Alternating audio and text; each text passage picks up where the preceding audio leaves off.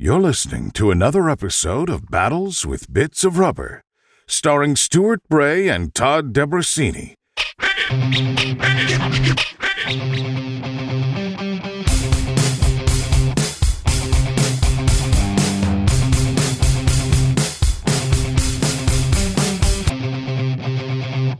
I kind of fluffed all that up. Can we start again? Sure. I don't know why. I wasn't quite sure what's wrong with me today. It's just- cheeseburger coma. I think maybe. I'm drinking water, by the way. I'm trying to. I had a headache earlier. I think I just haven't been drinking enough fluids. Not that it's particularly warm here, but there we go. I don't drink nearly enough water. It's one of those things. Drinking it all the time. You can drink the tap water there. Yeah, we can. It's okay, but we filter it anyway, and then I like to buy distilled water. I used to have a distiller to make my own distilled water. All right. But I prefer distilled water to any other water, just because there's literally nothing in it. And it's good for sucking toxic shit out of your body. Yeah, fair play. And if you do use distilled water, I use distilled water. I drink it. I use it for spritzing stuff. It's good just because it's H2O with nothing else in it. No minerals, no nothing. So you're not going to get contaminants out of distilled water. So it's great for using for lots of different things. Sweet. Chugga, chugga, chugga. Got to keep yourself I was going to say keep yourself dehydrated, but that's the opposite. Well, I have been dehydrated, so yeah. I don't drink nearly enough. Well, do you find in some instances I drink too much, but I don't drink enough water. Tequila, it makes me happy. So there we go. So what do you think of the Little John interview? What a great guy. He's a soft spoken. I love his accent. He's got a really nice voice, isn't he? Listening to both of you talk is kind of getting me aroused. Not entirely sure I know what to put that. It's what the vicar said to the actress. So we had a really, really nice chat. I hadn't seen him for a long time. And he just came to the house and we chatted for a good long while actually before we started recording. And it's one of those things where like we do, like we'll just have a chat like we did yesterday and then suddenly you kind of go, oh shit, that was really good. We should have saved that for the recording. Right. But, despite all of that, then it would have been a really long interview because you guys recorded for an hour and a half. Yeah, probably a little bit more than that because I probably nibbled it down and trimmed bits off. But quite informative and what a career. Yeah, man, he's a really good sculptor. I mean, well, he's just a good artist generally, but he's one of those people as well that makes you. He's interesting because he thinks about stuff in a different way, and he doesn't shy away from difficulty, and it's quite impressive when you see someone live that way. Yeah, and I love that he's, adventurous. He's curious. He's pretty much done with the makeup effects business, and he's moved on to fine art, and killing that. Yeah, absolutely. It's just. It's like watching, when you see Rick Baker, he's retired, but he's not. He's retired to something rather than from something. You know what I mean? Yeah, like Steve Laporte told us. Yeah, it's just he just has, there's so much he wants to do, and it's almost like the film industry got in the way of that, really, in a kind of weird way. And it's like that with John. He's kind of, he's as prolific as ever, and you see some of his sculpts and stuff. I'll put some in the show notes. Oh man! And did you see his Rey sculpt? Rey from Star Wars. He did that for Tussauds, and it's just lovely. It's just really nice. Yeah, and the Archer. He talked about the Archer sculpture. Yeah, that's gorgeous. Yeah, I mean, what's nice when you see people who do makeup effectsy things moving into the fine art stuff. Typically, we're so used to finish and getting poor texture and all that kind of detail stuff. It's quite nice when you see the freed up stuff. Like either a sculpt like the Archer that he did, which isn't as polished as a prosthetic needs to be. So all the attention is in the form and all that tight stuff. But there's something quite delicious about seeing somebody work that way, because they don't need to get into the the poor texture stuff. It's like when you watch, I don't know, anyone, you see like I love it, Sebastian Lockman stuff. If you see some of his pictures before the piece is finished, and it's just like this, it doesn't need to be finished for you to know how good this is going to look, because there's enough information there for you to see what's going to be. Like Norman Cabrera has been posting some. Oh my God, those masks! Work in progress, masks that he's making, and you look at the rough block-in stages and you go, "Oh man, is this going to be cool?" Yeah, because the thing is, if you are a sculptor and you're looking at somebody's progress, there's something about seeing the tool marks in it, because it leaves evidence of the decisions behind. Do you know what I mean? Mm-hmm, yeah. So you can actually see the tool marks and how, like it's showing the working out kind of thing. You're visualizing the thought process. I'm getting a signal where it says there is poor network connection.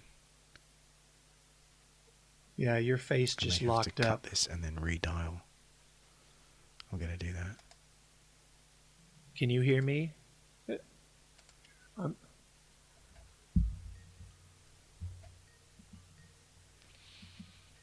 Hello. Stuart, hello. It cut out on me. Yeah, your face locked up. Yeah, that happens sometimes. I'm still recording. Oh, me too. So there's something quite delicious about the fact that you can see the tool marks, because it gives you clues as to how it was sculpted. Yeah, which is quite lovely. Visualizing the thought process. Yeah, and it has no place in a finished makeup that's got to be pour perfect.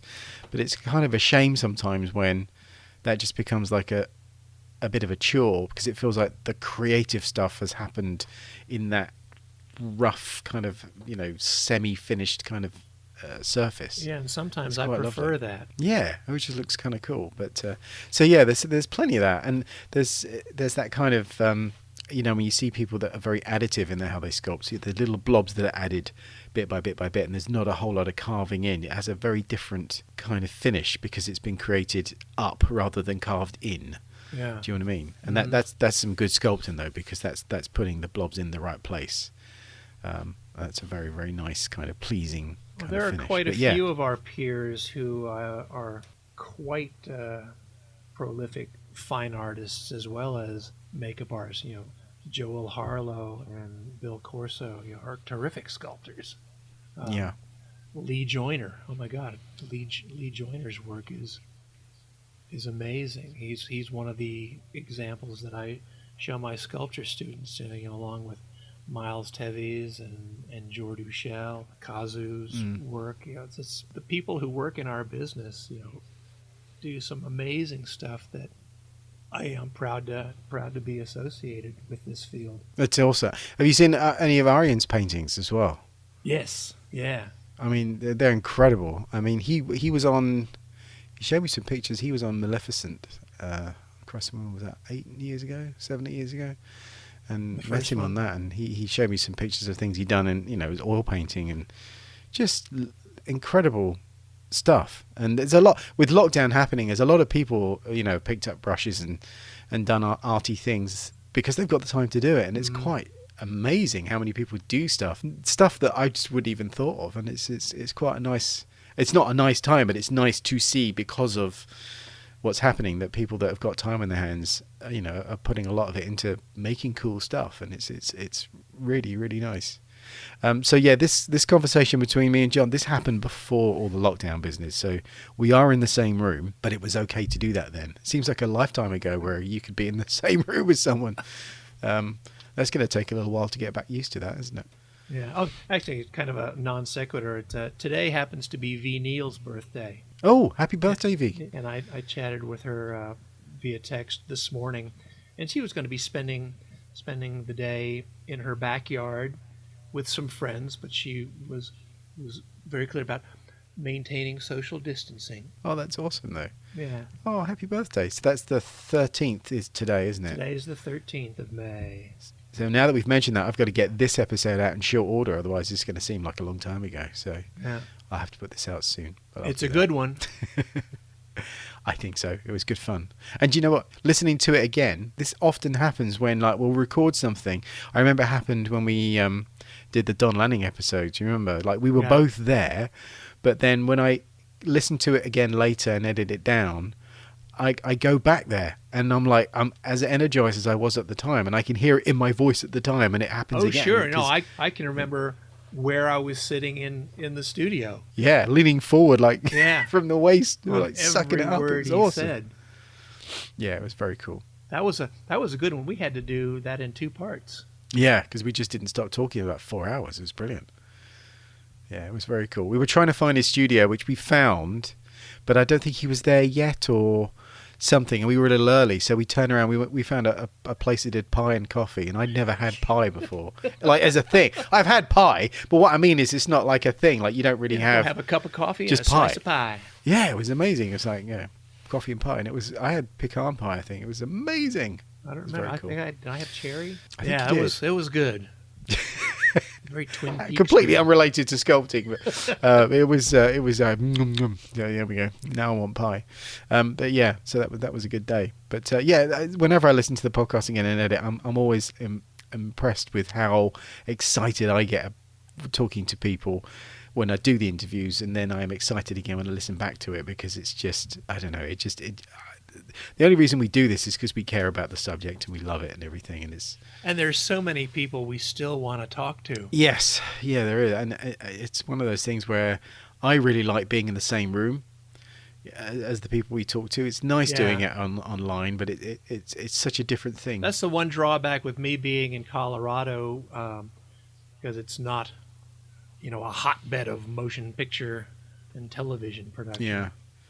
So me getting in the same room with people is not quite as easy as you getting in the same room with folks over on your side of the water. Yeah, I kind of live closer to it, I suppose, but there's nothing I can do at the moment because of how everything is. But it'll calm down.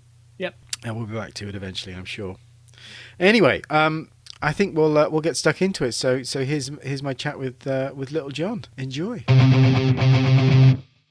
Okay, so I'm mono track 23. There we go. Can I just say I'm really happy being mono track 23. That's when you woke up this morning. You're like, I want to be mono track 23. I want to be mono track 23. I'm hoping we haven't used up all our good ideas, but we were chatting about stuff sculpturally. I don't even know where this is going to go because I've got all these different strands of things I want to tie up. I don't know. Sculpting is good. And we're drinking hot water, which I'm ashamed to say this is the first time I've had a cup of hot water that didn't have a tea bag in it. And I'm ashamed to say that I just always drink hot water. It's good though. It's probably very good for your digestive system. I think we probably just adulterate things too much, don't we, to make things more interesting and put flavours in. And then you become habituated to it. And now it's like when I make a tea. So I'll drink like 5-6 cups of tea a day without thinking about it. Because I gave up tea a long time ago. Mm-hmm. I don't feel the need, because it's addictive, isn't it? It is, yeah. It becomes a stimulant that you need in order to function, and that's not good. And when you don't have it... But mind, I drink Rooibos, which it doesn't have that caffeine in. Yeah. And I like one of them in the afternoon, and I kind of miss it if I don't have it. You can have that, because that's, no caffeine, that's pretty good. Mm-hmm. Or is it just you don't want to be dictated to by a thing? Oh, I love not being dictated to by an addiction. Yeah. He says with an addiction. I was telling you earlier on, isn't it, about fasting? I mean, addicted to that. Yeah. Now the microphone's on and now we're recording, I've all dried up. And all the philosophical arguments just fucking sapped out of the room. And I'm like, what's your favourite colour? So, not being funny, but it is an honour to have you. Why do you say that, Stu?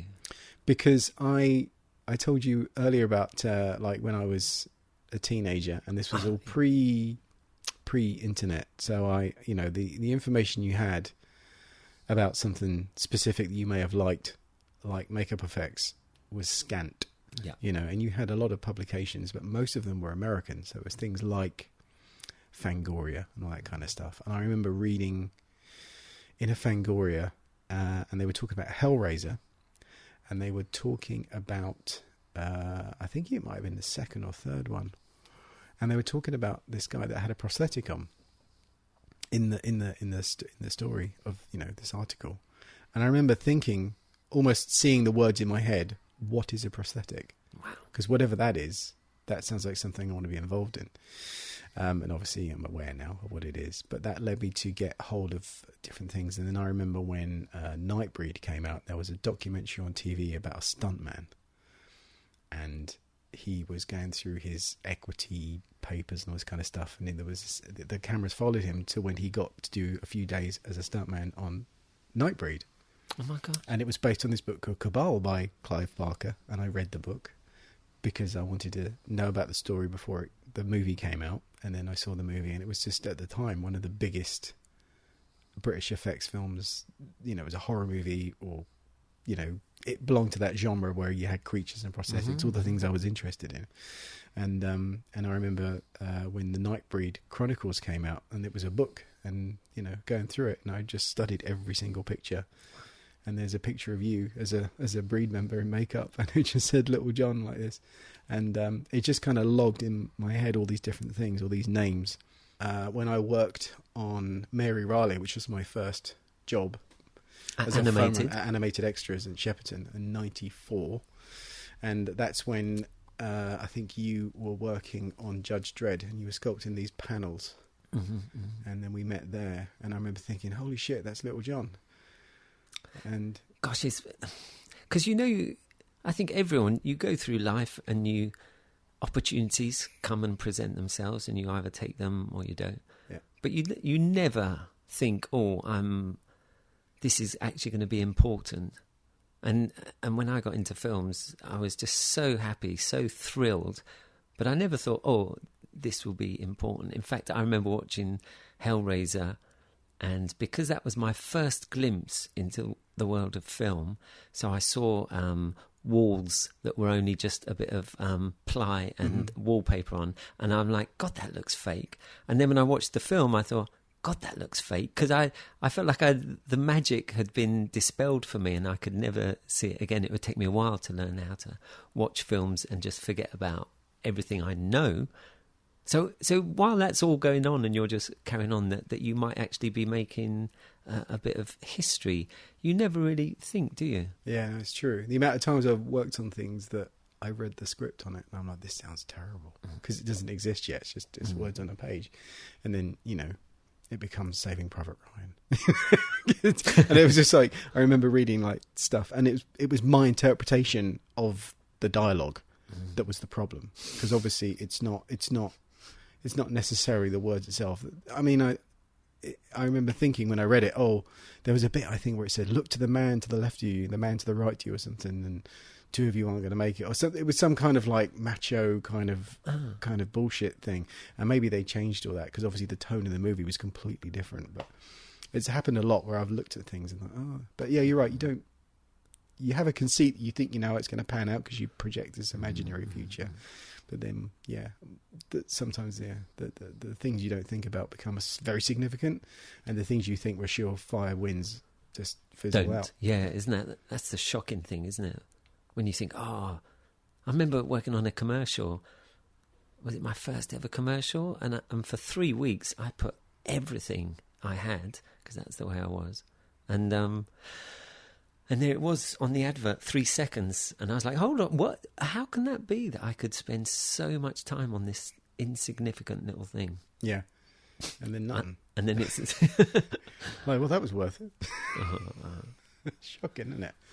That happens a lot. That's a common theme with this kind of stuff. You think about the disproportionate amount of effort that goes into something that you see of it, really. That's kind of,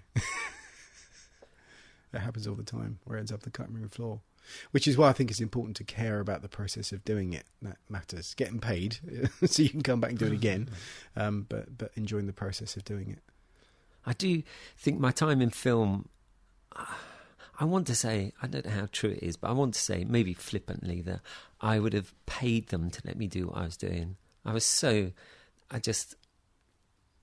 Even when I was doing stuff that I didn't particularly like. So this morning I was looking at, on Instagram, some effects, and there was a lot of gore stuff, and I'm really not interested and don't really like it, but I did my time in it, and And at the time, I remember saying, I think I was on an interview actually saying, if I'm doing a severed head, I want to do the best severed head I can do. I think that's the thing that draws people to this business, isn't it? Is this absolute drive, or for the successful people anyway, isn't it? This absolute drive, got to do it. It's like it. Yeah. Do you think so? Yeah, it's a weird thing. It's kind of like, for me, I mean, I kind of feel like I'm the other side of it too with regards to how much I care about the films. It's like, it's the craft of it that matters. And working on films affords me the opportunity to do the craft and get paid for it. But sometimes the whole film aspect of it is also the thing that fucks it up. And it ends up being like a percentage of what it could be, if only, you could, and so, yeah, I when I do things like demos and stuff at IMATs, I feel like I sink so much more into that because I can do everything the way I want to do it. And if you start in advance, you've got all the time you can spend and make it look lovely. And also you can document the whole process because there's no NDA preventing you from discussing it or revealing it as it's happening. Of course, yeah. And it just seems like that's what movies are like now. It's like they're obviously necessarily high value assets that are protected from the top down. Yeah. But it means the experience of working on one, you're very aware that you're a pair of hands and you will toe the line, kind of thing. And that is right and proper, and I'm not saying that's wrong. I'm just saying there are so many other things in life now where you can produce things beautifully without that interference, and they often are better because of it. And the more interference and the more committee members there are involved in the decisions, the shittier the product, even though it costs a lot more money. You mentioned Hellraiser. That was working with Clive Barker and Bob Keane. That was a period where we had, because we felt like a bunch of kids in a grown-up business, but we had so much input, and Clive was so open to our input that felt like that was something special. That I worked on bigger projects, and where you're a smaller cog in a bigger machine, and there's nothing quite like having a lot of input artistically, which when it's done by committee and it just feels a bit. It can get a bit watered down, isn't it? Yeah. I still don't really understand why Hellraiser made the splash that it did, because my reaction on watching it was like, oh, that's so embarrassing, and that I can see that looks fake, and there was all this fake stuff that I didn't believe.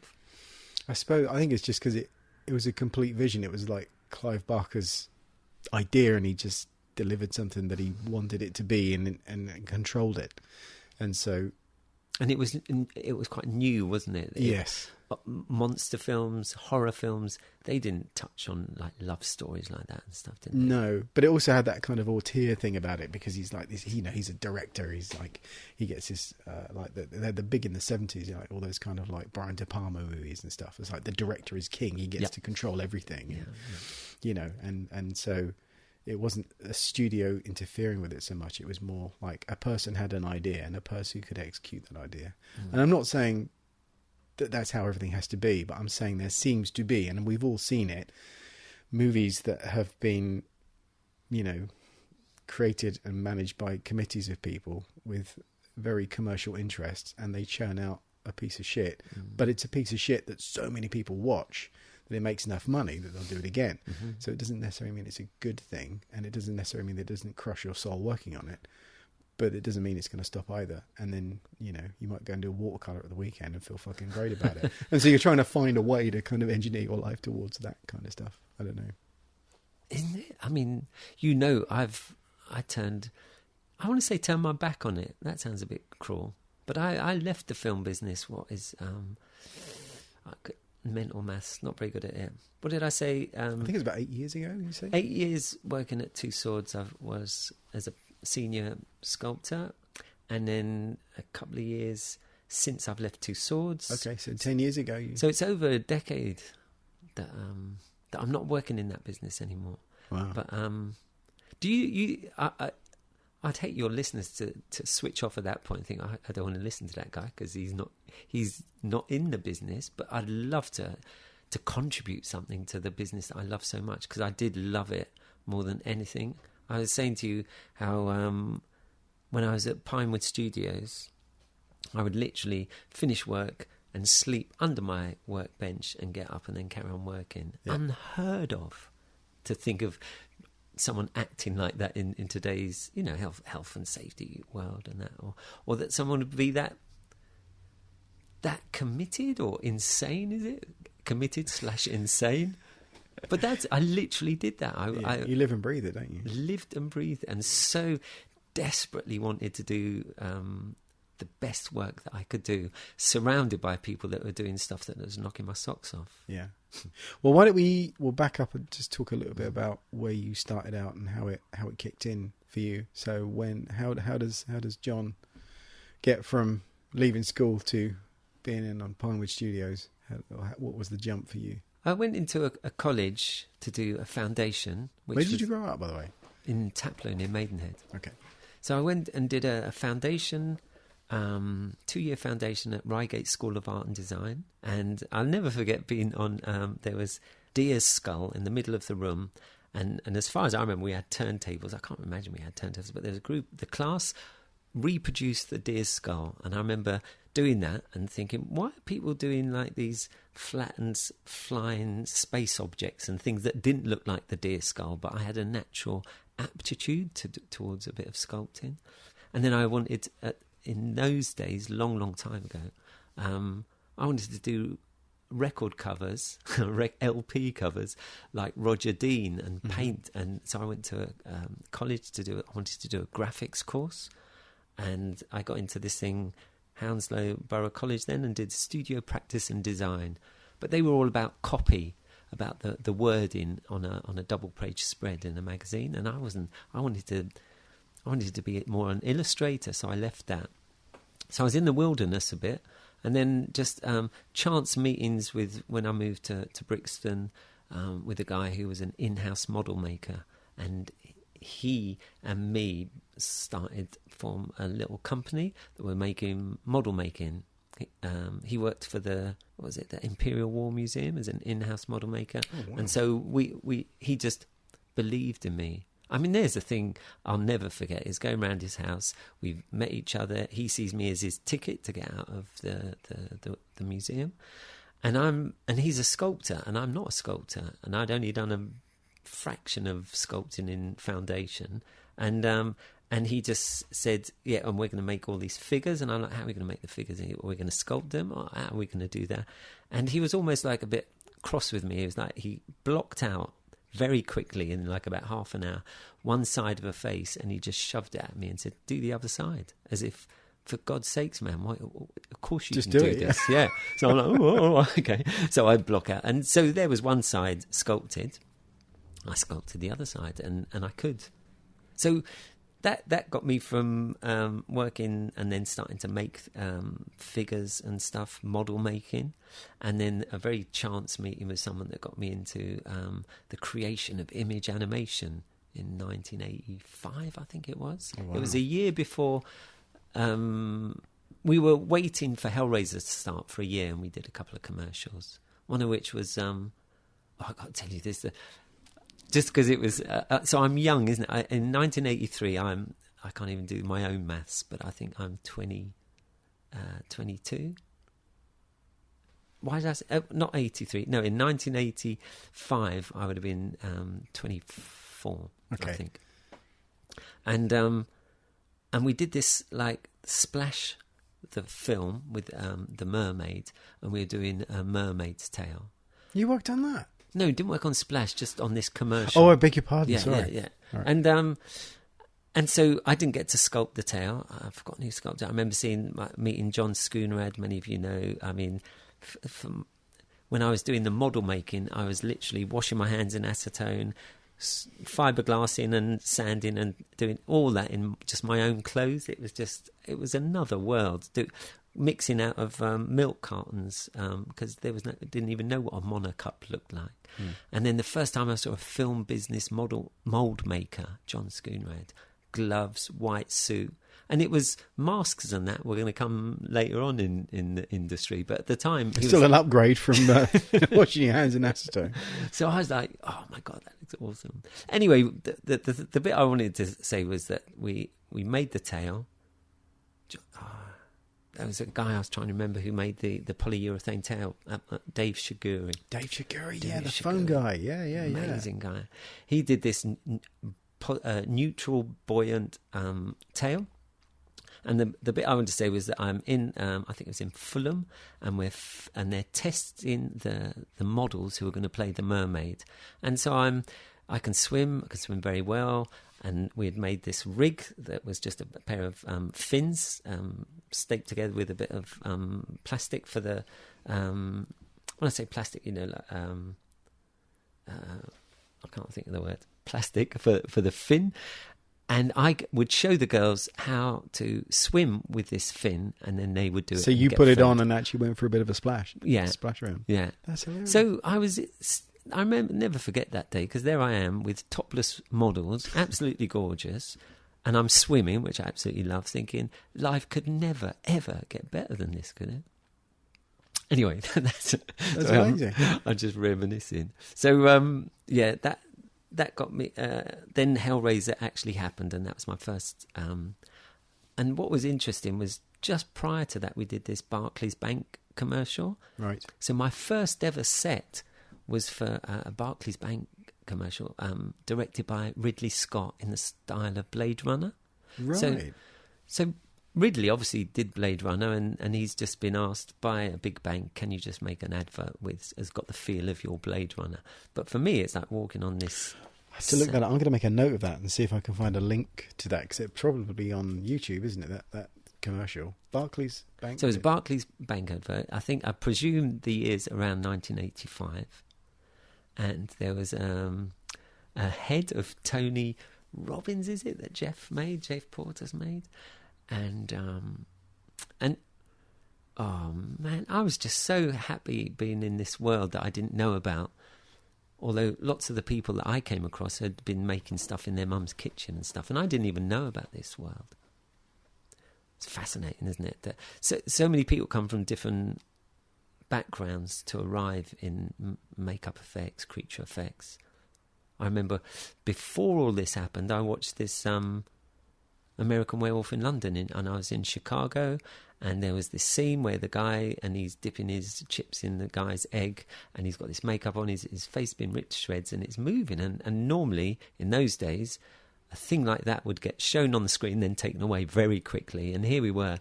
There was a whole dialogue scene, and you could watch this bit of skin flapping around. I was like, how on earth?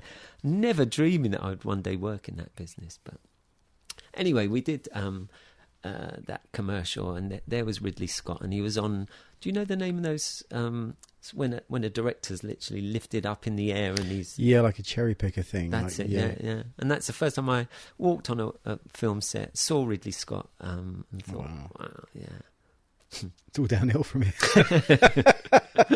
You peaked too soon. Oh, my God. I did. I had some great moments. I look back on it as like I managed to enjoy rubber effects at its peak. Yeah. And now I think it's evolved into something that I look at and just think, God, that's amazing. The level of talent that people are working at.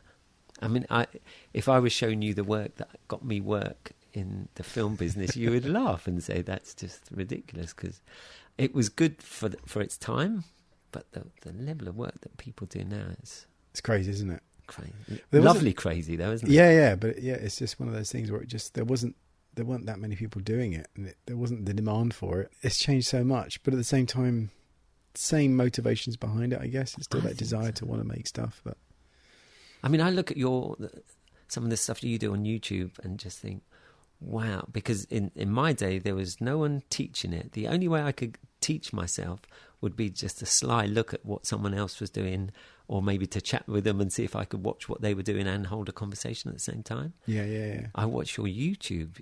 You've done one which it's quite old, isn't it? Forehead. When I say old, you did it a while ago, and you're teaching people how to texture.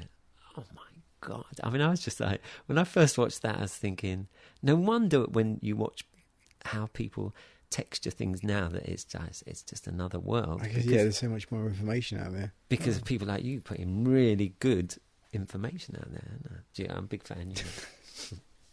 But it's just weird, that stuff, because I just make video. I mean, I don't do as many as I'd like to. I really enjoy making videos. They just take a while.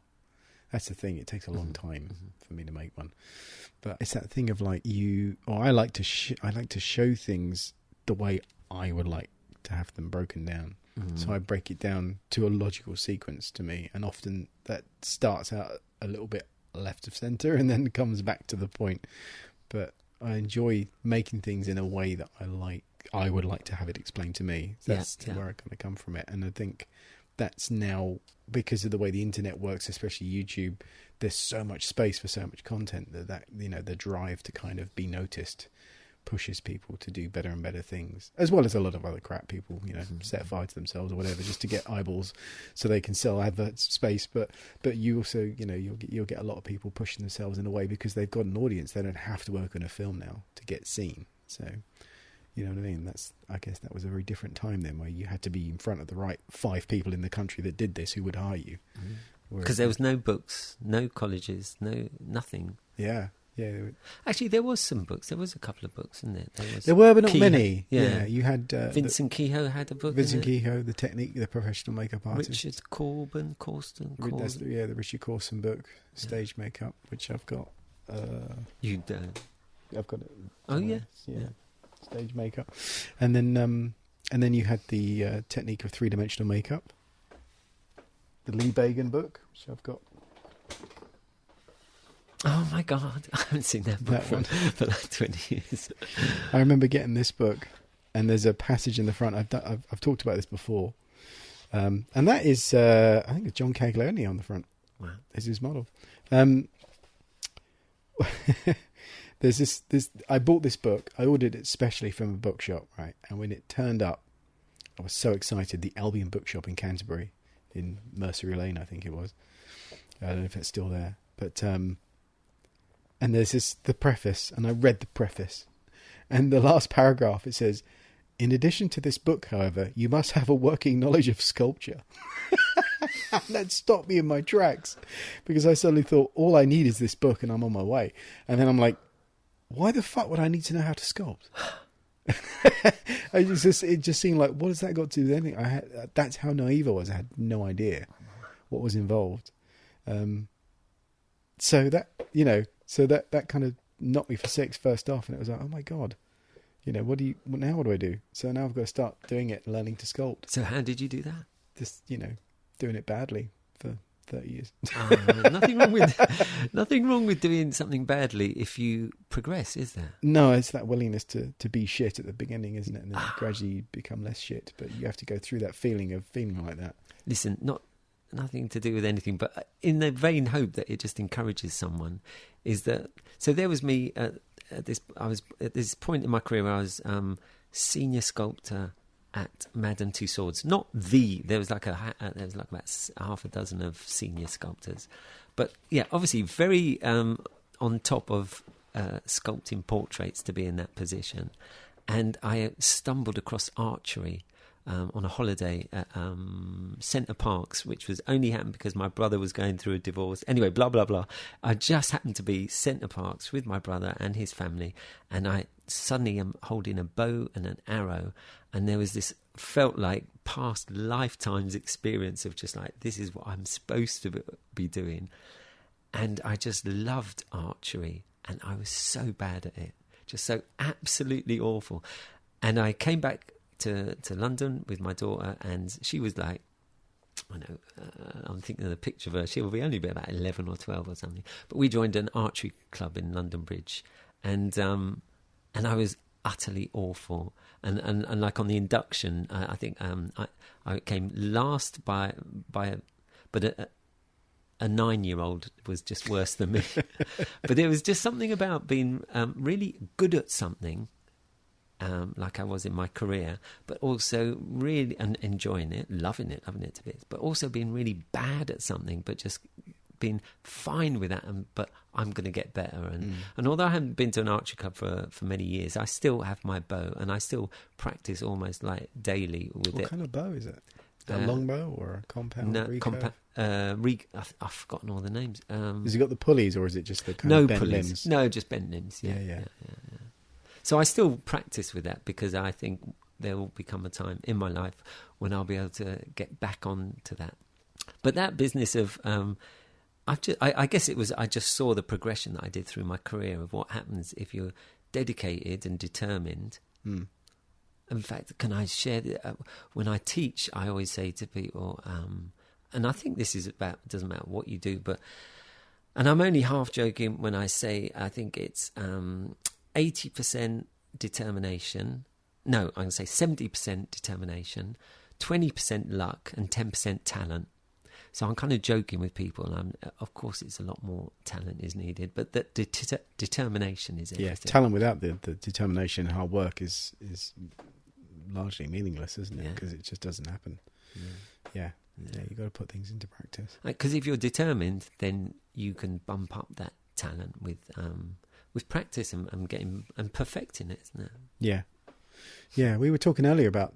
We'll get to that because I want to finish your rise through the industry, but talking about like what sculpture means and how, what does it fit in and why does it matter and all that kind of stuff. Because I find a lot of the people that do this kind of stuff, they start out interested in movies and they see the finished thing and it's very distracting because it's gory or it's a monster, and that's, myself and a lot of people like that that's what drew them in first, and then gradually learn, this is done with this and it's this, and you learn and you gain an appreciation of the art and the craftsmanship that goes into it. So it's the craft of it that matters, and so now that matters more than what it's for. So it's almost like movies were a portal to get to the point where you were capable of doing something, and then once you sort of gained a certain competency, it then took off on its own direction, and it can go in so many different ways.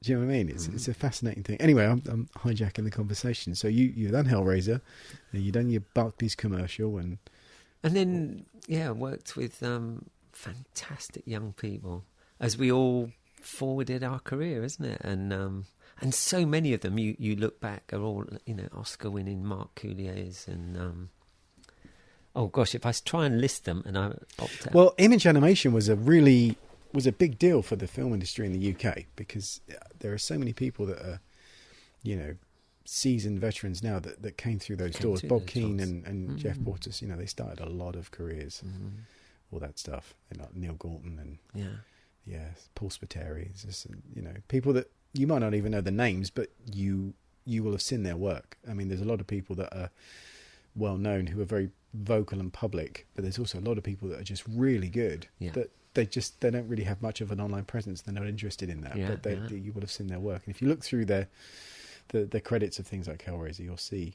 a lot of those names still going now. A name popped up while we've been talking, Paul Catlin, because I don't know how it sounds, to be honest. I really don't know how it sounds.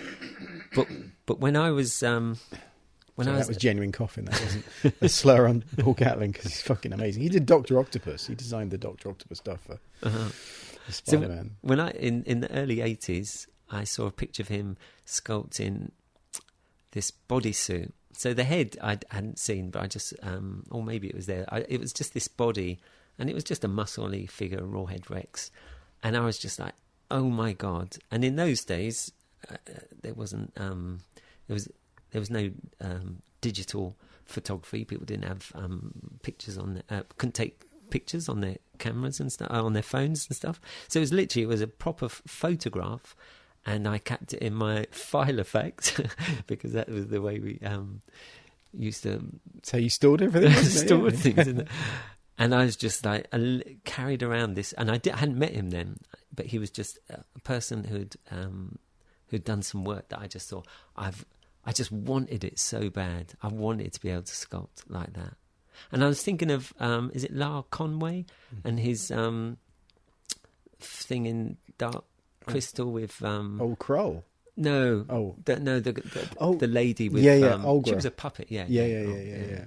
And I remember seeing that in, I think, a Cinefex. Because then Cinefex sort of came... That was quite a big moment for us, when all of a sudden it's like you could pour over all this stuff from America. Yeah, because no one was documenting any of this, really, were they? There wasn't DVDs and extras and all that kind of stuff. I mean, there were people that cared about it, but there wasn't resources for people that cared about it. And then, Cinefex was a big deal because it suddenly you actually have someone talking to people that made this stuff and showing you how they did stuff. Yeah. I've got a few of those. They're amazing magazine. But I guess that was so my is it my entrance into the film world was largely by chance, but once I saw it, I was just obsessed, I'm afraid, with seeing people that were really good and thinking, I want to be that good. I'm doing the same thing now, actually. And the same thing happened when I went into portraiture. Right. Going into Madame Tussauds, it was just like some people were just like doing really amazing work, and I want to do it. When did you start? Because I remember there was a bit of a call. I can't think what it was, but they were expanding. But there was suddenly this thing. There were a bunch of people that I knew in the industry who were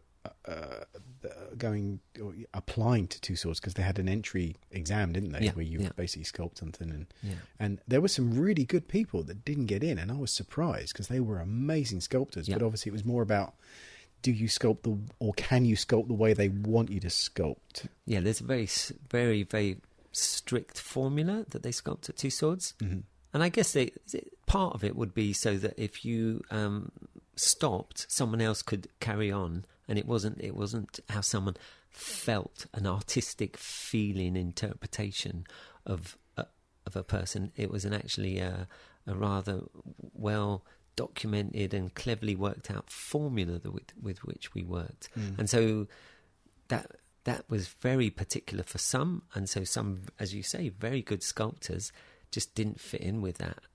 It's interesting, wasn't it? Because I think a lot of people sculpt for fun, and it's a kind of an indulgence in a way. So you get used to the feeling of sculpting in a way that makes you feel good. So that will often dictate. And we were talking earlier about a lot of weaknesses and like the things we'll do, the things we'll put into our bodies, the things we'll eat, the things we'll wear, the things we'll do, because they feel nice.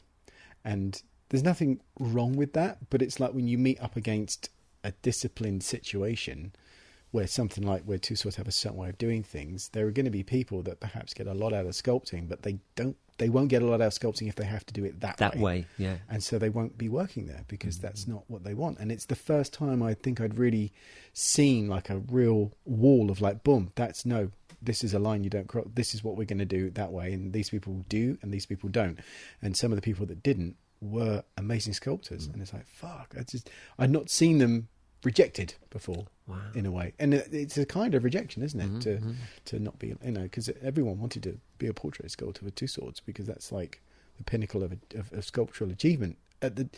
I'm sure there are other things you could do, but it was like everyone knows. It's like if you're going to design trainers, you want to do it for Nike. You're going to make a car, you want to be for Tesla. Do you know what I mean? Whatever. It's like there were these sort of like, the thing that appealed to me was that there was this this target from an archer. There was this target, it was tiny, it was super small, that you were going to try and make a lump of mud look like someone, and you're going to make it look so much like them that the person could stand next to your sculpture and people are going to go, what? Which is the waxwork and which is the real person? And that to me is that challenge of just like, and you could do that in photographs. And I got photographs that I showed people and people are like, I thought it was a photograph. Why show me a picture of the person? It's my waxwork. Not that I painted it and haired it and was part of the team, but it gets accredited to the sculptor.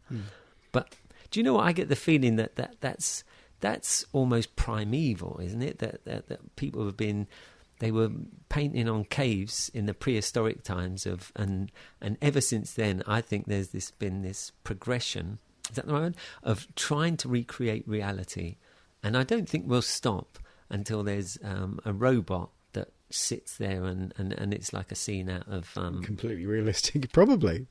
And I think we'll keep going until we get to that. I think you're right. I think there's a weird pleasure is probably the wrong word, but an imperative to kind of reproduce the world around you and to control it. Then you can kind of make it in your image in a way, maybe, I don't know. But do you get, when you're sculpting things, presumably for pleasure, because I know you do when you portrait stuff, you enjoy it to some degree, I'm sure.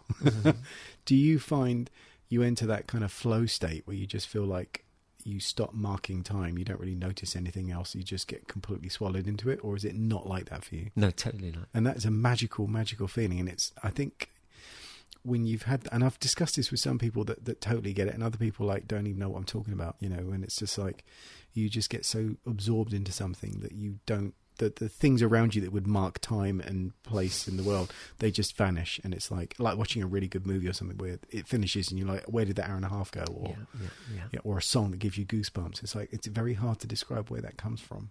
But it's like, it's an important thing. And for me, I'm trying to find a way where I can engineer my life to feel that way more often. Oh, same. That's what I'm doing. And it feels like the right thing to do. So long as the things you're doing aren't hurting anybody or, causing damage, or you mitigate it in some way, but, throwing away stuff of any kind, or moulds with their wasteful Do you things. not think, because I've always felt, what have I just done recently? I've just done something, I think it's just working where I'm working at the moment and doing a bit of teaching, and I'm so happy there. But I'd love to think that my philosophy in life is that, and I've said this, but it hasn't been put to the test, is that you could put me in Tesco's and that's my job, and I'll just try and do the best that I can do. And then, to me, working in dream jobs, you've still got to deal with people. There's still going to be bits that you love and bits that you really, I really hate doing that part of my job. Even if you got a dream job, there's still chores and technical aspects to it that you got to do. So I always thought, whatever I was doing, I'd be happy doing. I don't know where I was going with this. No, but I think the thing is, you're right that you make something heaven or hell. Do you know what I mean? And that was the bit that I wanted to say, is that so if you talk to me, then it's a world of sculpting and stuff, or bringing up my daughter, or my Buddhist practice is a big thing for me. So and that I feel and those moments, like when you were talking about the sculpting, I'm doing what I was put here on this earth to do. So I don't actually think that I was put on here on this earth to do, but I do think that I've got choices in life, and that when I'm fulfilling what's like a mission, that's something that is really innate in me, and I think everyone have it. And it might be that someone else's is just to work in a bank and juggle with numbers about is their mission. Is that everyone's got something, everyone's got some.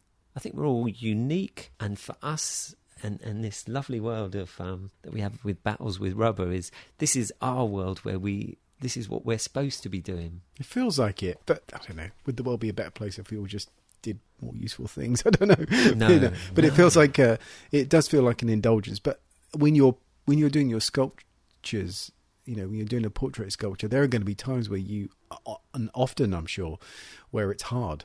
It's not easy. So it may be an indulgence to a degree, but it's not easy, and it's not like a la happy fun times. There are going to be times where you struggle because you care about it so much. When it's not going right, you start thinking, where does right come from then?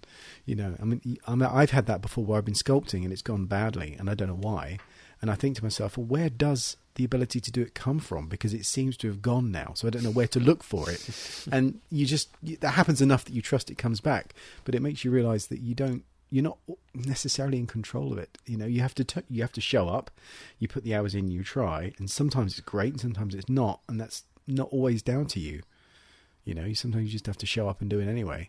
So isn't it, if you want to excel and be brilliant at it, and I am looking at you, Stu, thinking you are brilliant at what you do, and I'm also thinking I'm good at what I do, is because your ability to go down that hard part when it's not working, because it's fine when it's all working lovely, but if you came to a hard bit and you go, I'm walking away from that, then that's fine, but that stops the progression of taking it up another level. So to me, I see life constantly throws you choices between two paths, and one path is craggy and difficult, painful, with thorns and brambles and just absolutely difficult incline, and then the other one is like a smooth path, which is just like super smooth, and you get on that and it's a lovely smooth road. And I think it's on a slight decline, and that the fruit that you get through the difficult path is is bountiful compared to the easy path, which I think is barren in comparison. So when you're challenging yourself and going down what is things that, and we've talked, haven't we, earlier on this afternoon about some of the things that drive us to absolutely to push us to the absolute limits are where all the benefits are. Because if you can achieve something through the difficult bit, that is the sweetest tasting victory, isn't it? I think so. I think there are some inalienable truths, and I think one of the truths is that hardship exists, and it's everybody's burden. Everyone will have the things that are difficult to do, and it feels like, especially with a lot of creative things, it feels like there's so much money to be made from making, not necessarily literally this, but a lot of its digital equivalents or devices that have become like a paint by numbers, where if you do this, this and this, the end result is that, and you can kid yourself that you're responsible for it and point. We mentioned like Instagram, for example. There's nothing wrong with Instagram. I use it.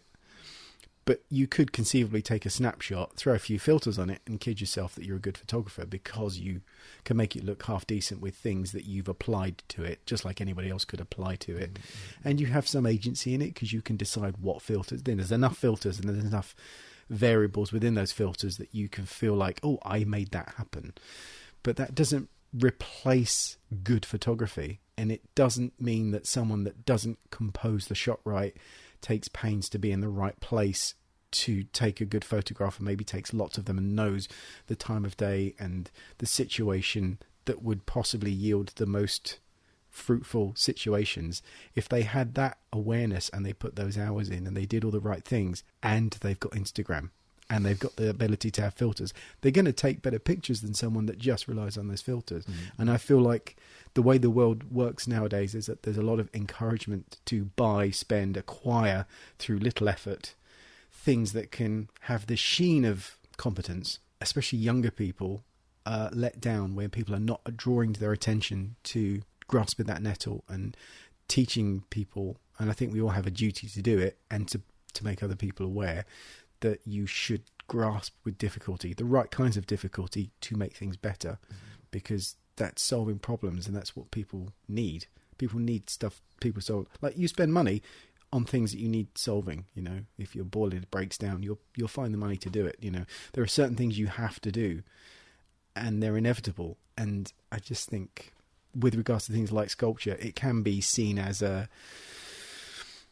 just a luxury activity, but it's about getting your teeth into the difficulty of, fuck, I don't know how to, I'm struggling with it. And it's a means of dealing with difficulty and having a physical manifestation of overcoming it when you get better. And I think that's going to exist in every aspect of life, no matter what you do.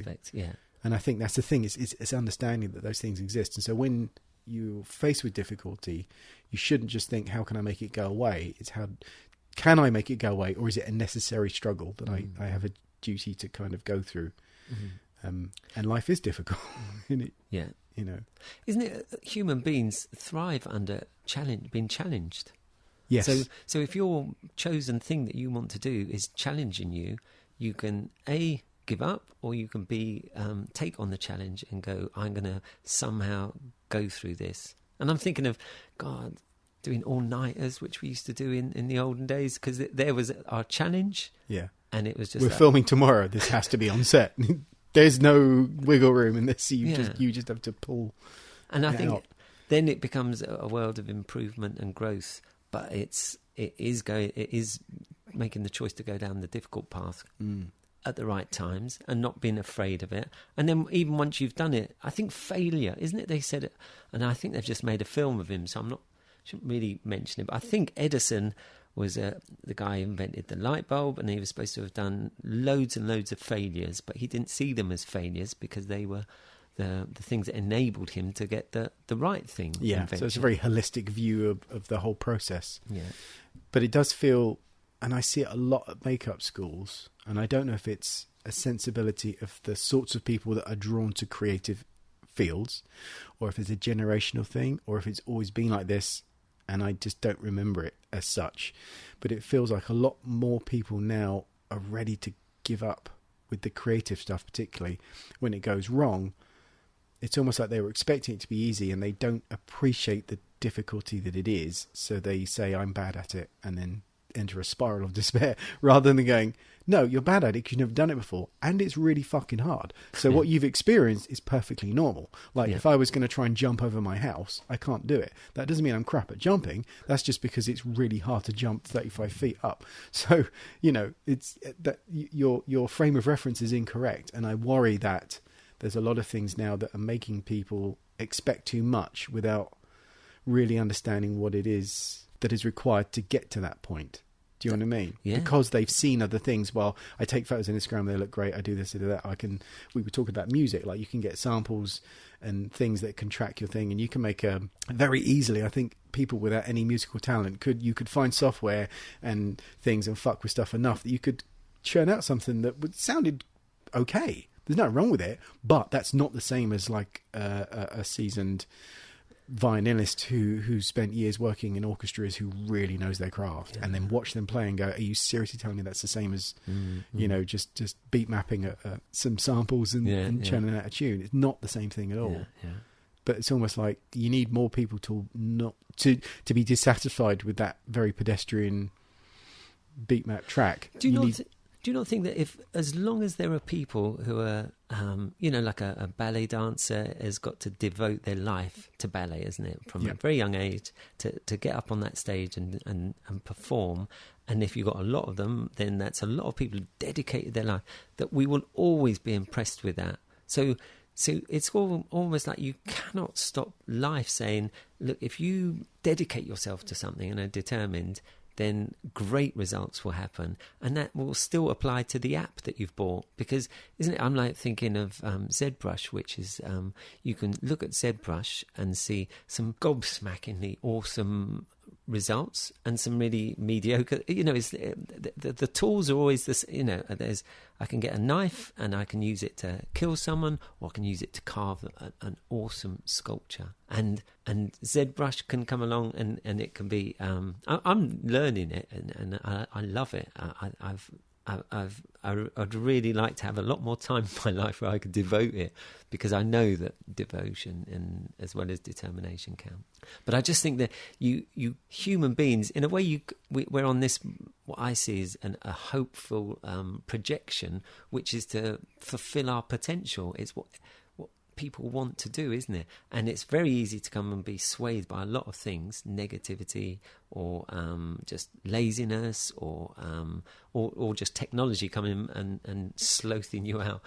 But there will always be people who go, I'm going to push this to its limits, and everyone looks and goes, oh my God, that's amazing.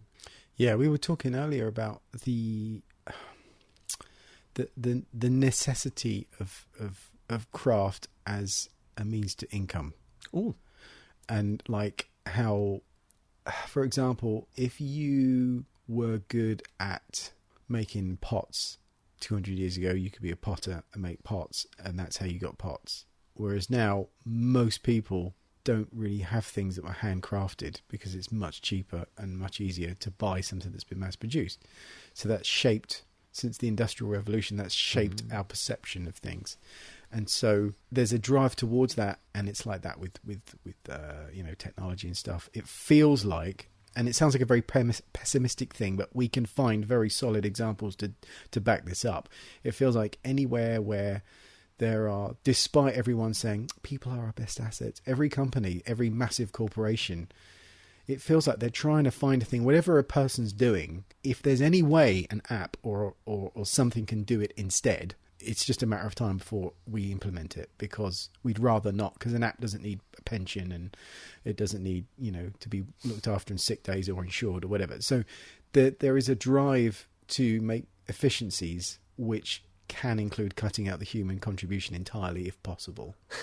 So where does that leave us as a race when we feel our most validated when we're producing something? The fact that it might be beautiful is lovely, but does anybody fucking need it is the question, because all of the needs that we have can be met by something that was produced beautifully, perfectly, on point, on budget, by something that doesn't actually enjoy making it.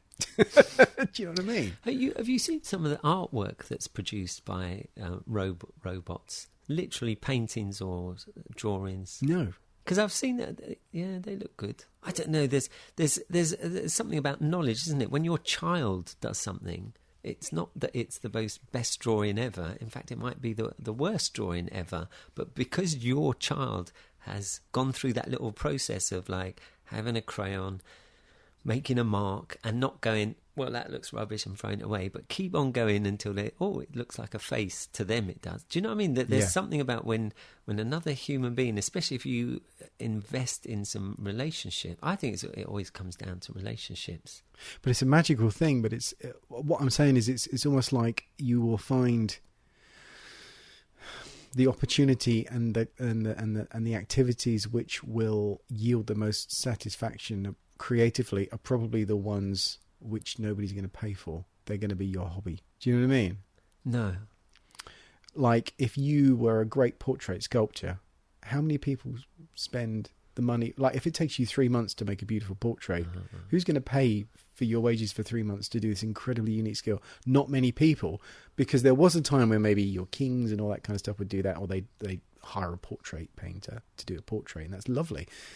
But we just take a photo, and it's free and instant, and it's incredibly accurate. So that's kind of taken over the need to record things with skill. So, but if somebody can do a beautiful portrait that's amazing, it's so skilled, and we know it and we feel it. And if you were the one drawing it, you'd feel it. But trying to find someone that would commission you to do you know what I mean? It's almost like there's an inverse proportional, like you could have millions of people that can do these amazing sculptures, but actually making a living wage doing that, it's hard, because most people, if they need a thing, they'll get it from IKEA.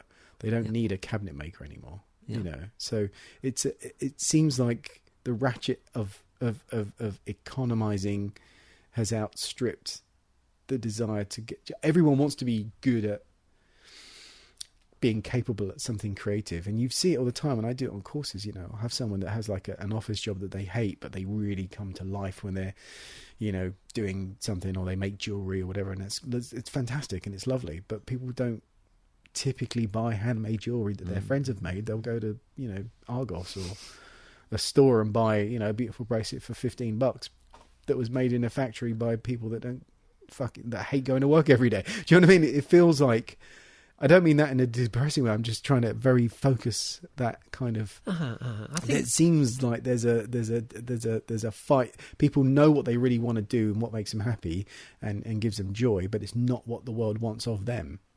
Or is that a very wrong? Well, I'm just feeling a bit like a pendulum that it would swing one way, all handmade and handcrafted, swing the other way, all automated. And I was thinking, he was talking about how I was in an effects workshop just yesterday, and so this guy, he'd taken a photograph. No, he'd scanned his child while they were sleeping on his phone, and then printed it on his printer in his workshop. And it's like, well, that used to be, you could only do that with sculptors. So now it really feels like we're moving into that world where maybe painters felt when they used to be commissioned to paint kings in those olden centuries ago. All of a sudden, photography came along, and it must have felt like it just absolutely threatened their very existence. Why would you paint something if you can photograph it? But the thing is that painting didn't die out completely, did it? It's still... No, but a lot of the portrait stuff, what actually happened was you got the whole Cubist movement, and then you get lots of different things happened with the paint, because people still felt compelled to create something, didn't they? So surely... Because I feel as a sculptor that, oh my God, this, and I've come into your fabulous workshop and seen your printing machines and some of the things that you've got going on in here, and it's like, wow, this is incredible. But as a sculptor, you kind of think, oh my God, my days are numbered on one hand. But I remember being in effects. I remember being at a pub in Shepperton, and there was this conversation with these esteemed, some of them to become Oscar-winning people, and I said that you would be able to, that computers would come along one day and you'll be able to see someone change in front of your very eyes on the screen from a man to something, and been laughed at and been told it would have to be cuts and edits. And then I remember going to watch Terminator, which one was it? Probably T2. T2, yeah. And I was sat there watching this, and suddenly there's this scene where the guy comes out of the flames and he's silver or something, and then he turns into a man, or it goes the other way around. Forgive me. Yeah, film. I think he comes out all melty silver, and then and turns into yeah. So, and I remember just this pang of being thrust back to that conversation that I had in years and years prior to that, saying that would happen one day in films. I think I don't know why I've said that, just showing off, I guess. No, but that must be quite a satisfying thing, because I don't even know if the people you were talking to were there to witness it, but you made that connection. It's like, holy shit, the fucking loop has completed itself. Right, there was a little popping noise because something had happened that you were like, fuck, I knew I'd see this day. And to me, I've just got this utter, very robust belief in humanity and people and creativity, and just think technology will come and it will never. I don't think we'll have a problem with it. I think won't replace things. Do you know what I think as well is that the it's all about me. What do I think? Well, sorry, I get you into it. I think that people need to use the technology. I think the thing is, if like what happened with the painting, I don't know if exactly this is how it works, but it seems to me the point at which photography kind of came in and became my stomach, you hear that? That's my stomach. The point at which photography became inexpensive and reliable enough that it could be used commonly is the point at which painting kind of went off on one. Like, I don't think a cubist painting in 1800 would have gone down very well. There may be somebody that did it, but it probably wouldn't have been taken seriously at the time. But by the time, you get to the point where we can capture reality with a device accurately, it kind of almost takes some of the workload off of what painting can be. Because now we can start doing other things with it, like the Brâncuși, is it the figure descending a staircase, and it's like, it's the shapes of a person walking down a staircase at different so movement, but shown in a painting that's a static image. So, you know what I mean? You're trying to convey something differently with the paint that you can't necessarily get through with a still image. And I think it's like that with the digital stuff. Like, digital things will replace a lot of things. But like we were saying about the photographer composing things, right? Basically, you haven't escaped the burden of you being competent at something. You've got to. It's almost like if computers can, if scanners exist, and so we can scan the human body and all that kind of stuff.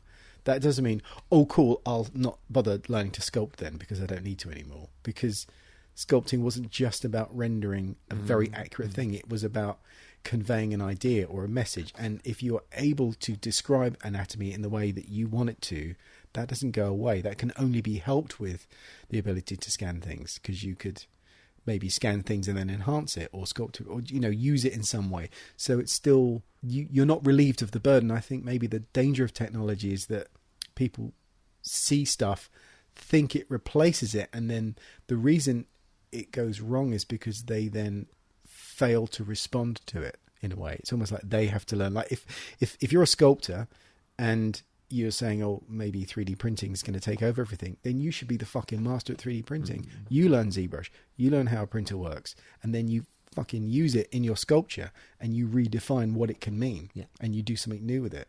And maybe that's what it means. Yeah, and that's what I think you can almost rely on people to want to express their understanding of life and life's, all the things that happen in life, the emotions and everything. I'm thinking right now on Instagram, if you looked at the pictures that I save, that I just think, I've got a lot of it is painters, and so to me, painting is a wonderful expressive art. I think all the arts are just an expression of, this is what I'm trying to convey my life to you in a way, isn't it? And so maybe a director will try and do it, and then all these people are trying to put everything that they can into that process of like, this is my expression of my life or my skills.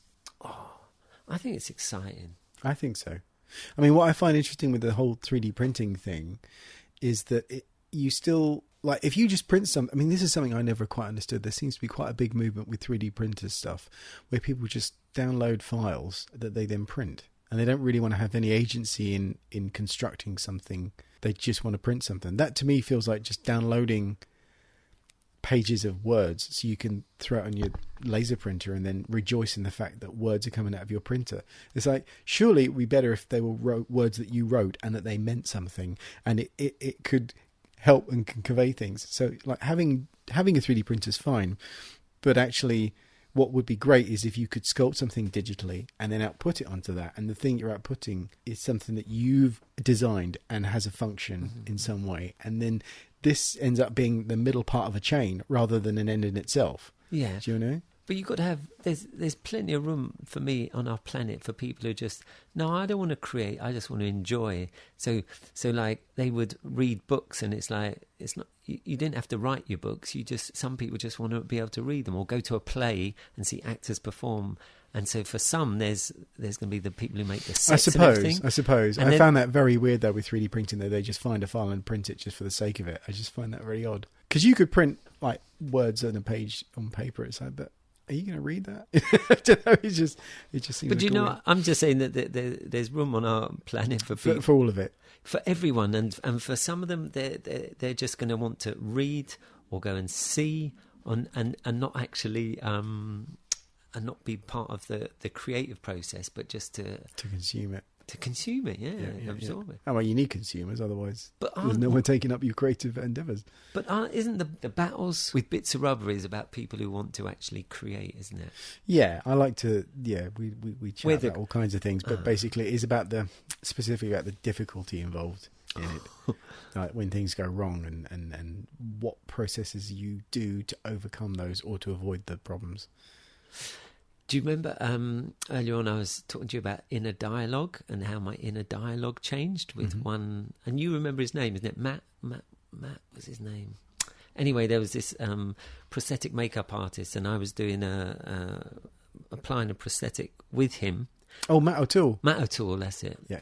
And it was just, I don't know how we got this conversation eked out of us, but on location, we were in Budapest or Prague or somewhere, and it just turned into the fact that my internal dialogue, born out of all the struggles and pain that I went through coming into makeup effects, was like, this is shit, this looks awful, I hadn't sculpted this makeup, so I never... When I was doing effects, I didn't like putting on other sculpts' work. Sorry if you sculpted something and I put it on, but as a sculptor, I wanted to sculpt it. Basically, because I've learned so many lessons, I don't want to be doing lesson number 3 of don't do it like that someone else hasn't actually learned that lesson. So anyway, we were putting on this makeup. I didn't think it looked good. In my internal dialogue was full of I was being self-critical. Yeah. And Matt said that in his head he was thinking, I'm the best makeup artist in the world, this looks brilliant. And the shock, the jaw clanging to the ground for me was that our two internal dialogues were so different, worlds apart. Yeah. And that was a changing moment for me, where I was suddenly thinking, what's going on in my mind is not the same as what's going on.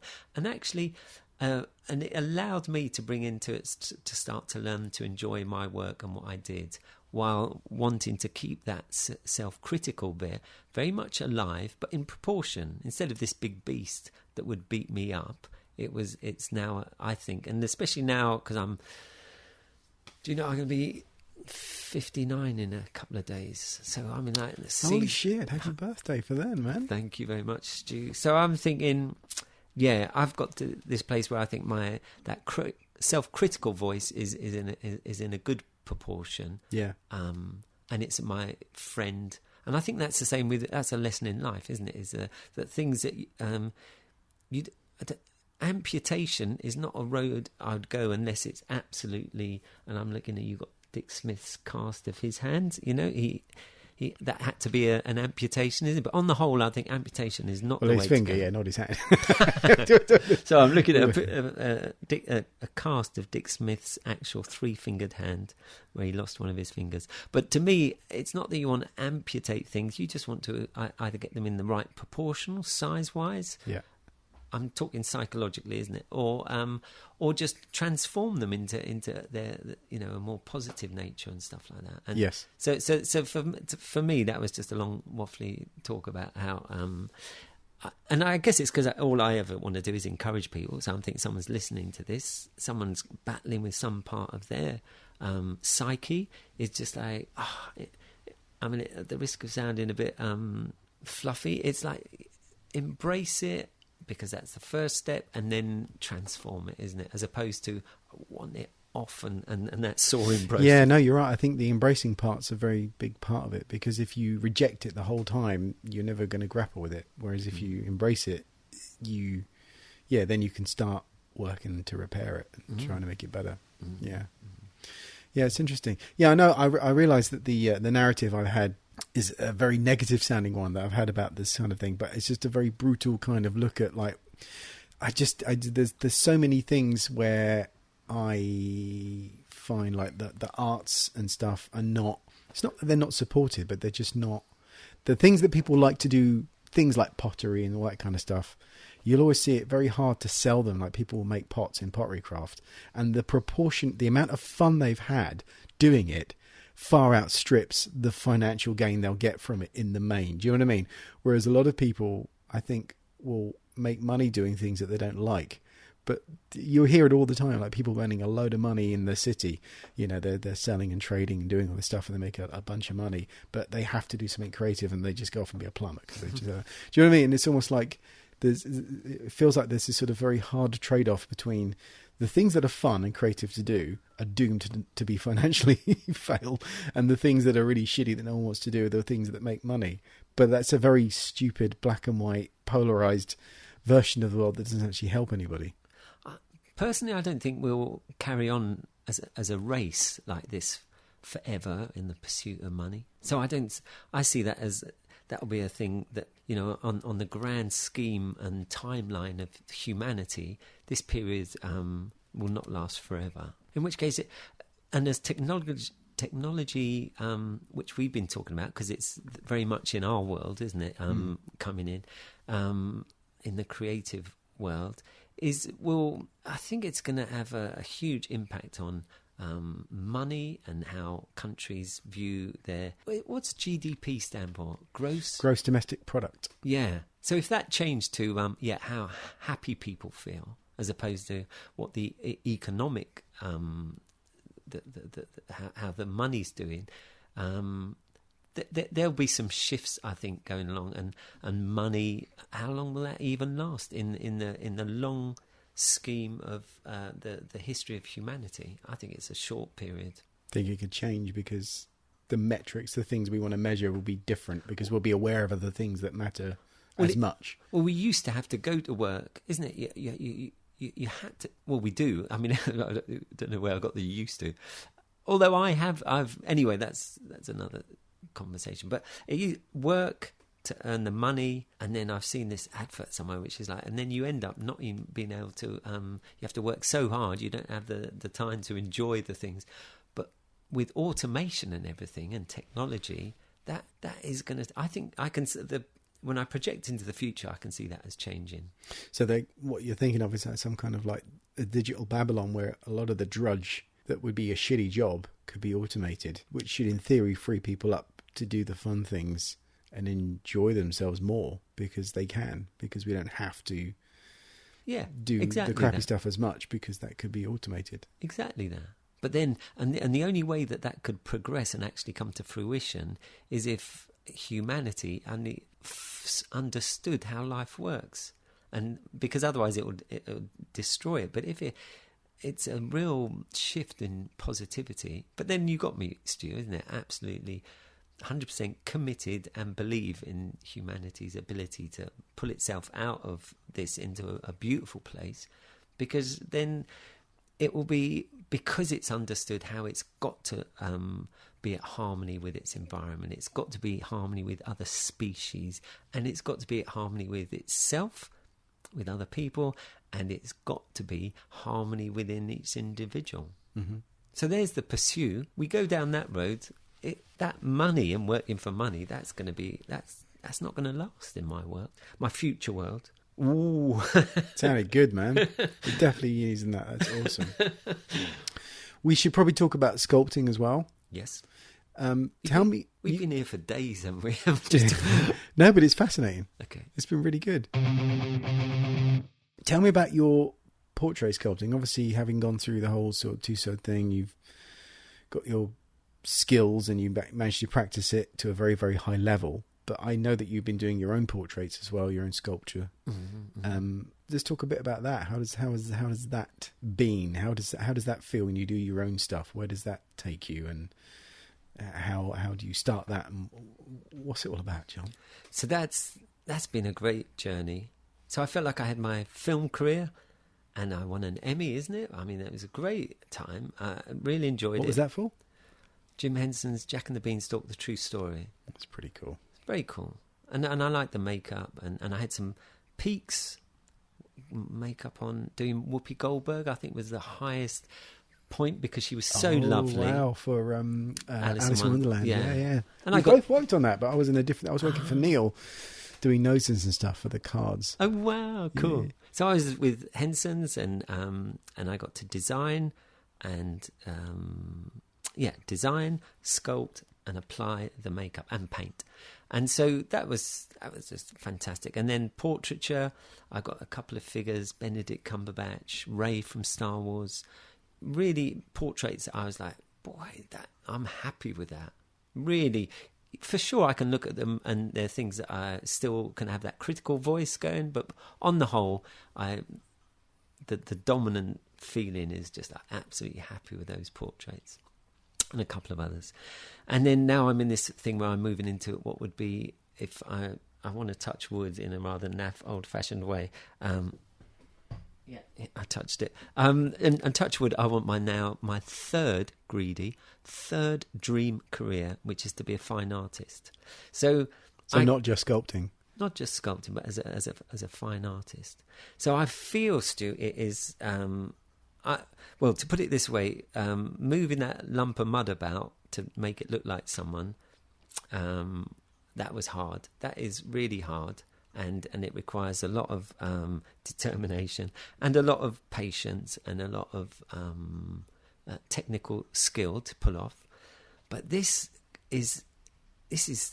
feels really hard, and I've just had one exhibition. Where I've exhibited a piece of work called Aiming for Peace, and it's an archer, fun enough, this young woman, and that was my first dipping my toe into the world of art, and it was fascinating because I was talking to artists, talking to members of the public about my work, which is something you don't do so I look at it as I was a commercial artist before, and now I'm trying to become a capital A artist, and that's how I differentiate between these two. Gotcha. And an artist is it's really painful, and I question my own skills and talent, which on one hand it's very real, and I look at some of the work that other artists are doing and thinking, oh my God, that's just utterly awesome, and I could never do anything as good as that.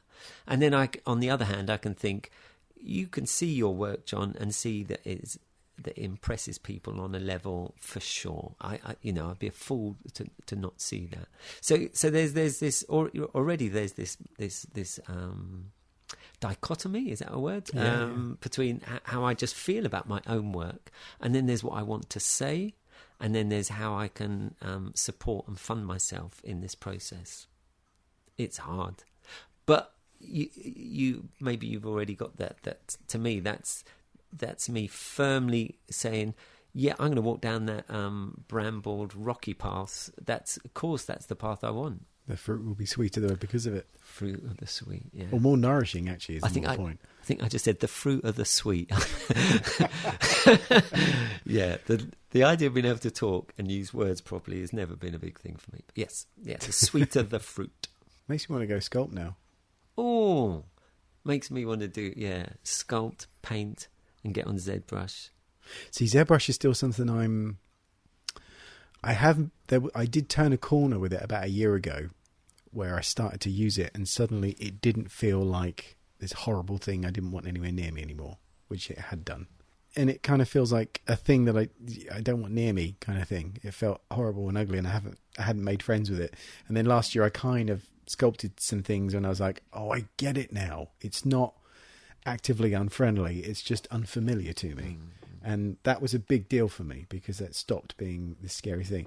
I haven't done a lot on it since, just because this past year, weirdly, which work's taken off. It's just been loads of shows. So great stuff. But it kind of keeps you at the grindstone. So it's kept me away from doing that. But I did buy this Cintiq, which is the lower end one. It's only the 16-inch one. So you draw on the tablet, so to speak. Yeah, but it's just nicer. I mean, I didn't think I'd like it because there's a guy called Simon Webber who is a mate of mine who's made the shift over to digital, does a lot of digital stuff, and he likes just working a normal Wacom pen tool because he doesn't want his hand to be in front of the sculpt. Do you know what I mean? He likes to see the unadulterated screen, his hand down there, which makes perfect sense. And I've tried that, and I tried the Cintiq. I thought, because I do a fair bit of illustration stuff as well and Photoshop stuff, and I really like it for that too. But I used it with ZBrush, and it just feels much nicer actually for me with a Cintiq. Now I've seen those nice big Cintiqs, the sort of 30-inch screen, and I'd love one of those, but they're like sort of $3,000 or something. I just can't justify the cost. This thing was I think 500, the 16-inch one, which it suits me down to the ground. But it's interesting, but I need to do more of it. And I think having printers means I can actually put things out and actually have them in my hand and kind of get past it. But I just need to make friends with it enough that I do it more often, that it stops being quite such a mystery to me. It's down to me not using it properly, really. The reason I was looking for my phone, because I wanted to say the girl's name. There's this, I think she's Russian, definitely over Russia way, amazing digital artist. And she does all this stuff that's very gamey and cartoony and stuff, but she's done a couple of pieces, or 2 pieces I've seen, where she's sculpting with ZBrush like it's wet clay, and it's like, oh my god, it hurt. It was so good. When I say it hurt, sometimes I see artwork, and because I'm an artist, I feel like I can look at work and it can hurt me so much that I haven't done it. Does that make sense? Where you just think, you see something, I can do it, I could possibly, maybe, but I didn't make that. But I didn't make that. Yeah. That feeling there. And I've seen this girl with her work doing on digitally what I want to be able to do, and it's making it look like clay. That's incredible. I've seen a few of Chris Costa. Have you seen Theanthropus, I think his name is? On Instagram. It's a similar kind of thing where he's done these beautiful portraits, and then it looks like it's on an armature on a base, as if it's clay. It's like, holy fuck. So I don't know that many digital artists. That's why I keep bringing him up every time it crops up, because he's one of the few that I know, and I need to educate myself more on the good artists that he's really nice, that guy Theanthropus, isn't he? He's talked to me on. Yeah, no, I've messaged him a couple of times. He's been very, very good, but I know he's very, he works a lot on movies and stuff, and he knows his shit really well. So he probably gets, hounded with a lot of questions. So I'm reluctant to kind of pester him with stuff. But it's just seemed like there's a huge amount of, like, the amount of people that are sculpting incredible things with ZBrush. Like, if you go to ZBrush Central and look, you see all this amazing stuff. And in some ways, it could discourage you, but in other ways, I guess that's just down to how you perceive it, because actually the fact that you can do so much, like you could sculpt something, and my mate Simon Webber does this, where he'll sculpt something, but he'll also put it in an environment and light it and give it a whole context. It's not just about the sculpture.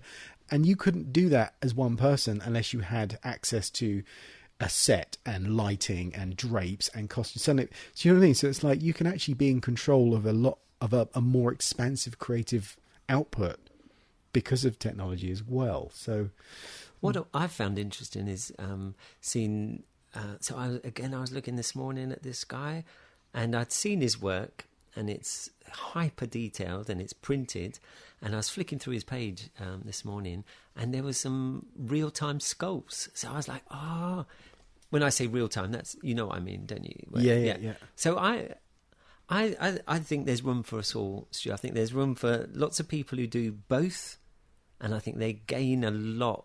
The people I think are awesome are seemingly being able to do both, isn't it? They can sculpt in the real world and they can sculpt digitally as well. And then there's people who can't do both, and that's fine, isn't it? I think there's room for us all. Yeah, I think definitely the thing with the digital stuff is you don't have to just do digital, because that's often a kind of a false adversarial position that's leveled at digital or practical, as if they're these two opposing forces, and they don't need to be. And it takes, I think, a generation of people to use both capably to make that go away as a conflict. I don't think it's a conflict that needs to exist. And I do feel that the younger people coming through will probably make a much bigger impact, certainly sooner rather than later, because they're unburdened with... I was chatting to on my podcast ages ago with Sangeet, and an expression he used, which I really like, is to stop deifying the processes. So you don't make how things are done the thing, because that can hold you back from doing new things, because you go, well, that's not how we do it. We do it this way. So it almost becomes an act of repetition where you become so immersed that the magic is in the process of doing it. So that prevents you from wanting to make changes. So it's quite nice if you can get people that can take that, but they don't have any of that baggage. Yeah. So they'll do something outrageous with it and make this amazing new thing that is just new. And it's like, holy shit, even if you don't like that thing, it might set somebody off on a new path and go, I could do this instead. And then, with millions of people doing that, I guess it harks back to your, like, that very optimistic and very positive message of encouragement and working towards improving, rather than going, well, now we're all fucked, now they're doing that, what's the point? The first place it goes to. And it's interesting, isn't it, like you say, that's just a mindset, that's a decision you've made in your head to see a thing, and instead of saying photos, wow, I can take a picture, so, well, that's portrait sculptor's fault. It's just like that's not the right way to think about it, is it? It's what can I do with this? How can this go? It doesn't have to be bad. Who said it's bad? Why did you get to write the last page of the book? That's not you've got children, innit? I mean, I jokingly say my daughter, 16, more I would say more emotionally intelligent than I am, more intelligent than I am, and what do I say after that? She's just quicker, smarter, and obviously more beautiful than I am. And I mean, that's good to have that positive thing, but let's not consider, I've got 2 teenage boys. They can be lazy fuckers. For sure. For sure. But I do think she's hitting the ground at 16. And, I mean, in my world, obviously more intelligent than, because she's female than male, but maybe that's a debate in itself. But it's just that I just feel like she's... for me, having a child and watching them grow was this feeling that that fueled my hope-filled vision of the world, because the next generation is slightly better than the last generation, because each generation looks at things and goes, like I did with my dad, things that he did. I think I even mentioned them, things that I'm going, that is unacceptable. That's not going to be part of my life. And then on a generational level, then my family has just upped the level a bit, hasn't it? Definitely has. John, thank you so much. Stuart. It's been awesome. I've had a really good time chatting with you. Well, we've been chatting for a couple of hours before we picked up the mic, so... We did a lot of talking. We did a lot of talking, and hopefully we didn't spend it all before we got to the to the recording stage. So. But it was amazing. Thank you so much. We'll put some links together. We'll have a chat and get some links for some of the artists you were mentioning and put them on the show notes, because I think part of my own education will be to get more familiar with these amazing Instagram artists that I don't know anything about, and there's a whole world of sculpture out there that I need to find out about. And, fantastic.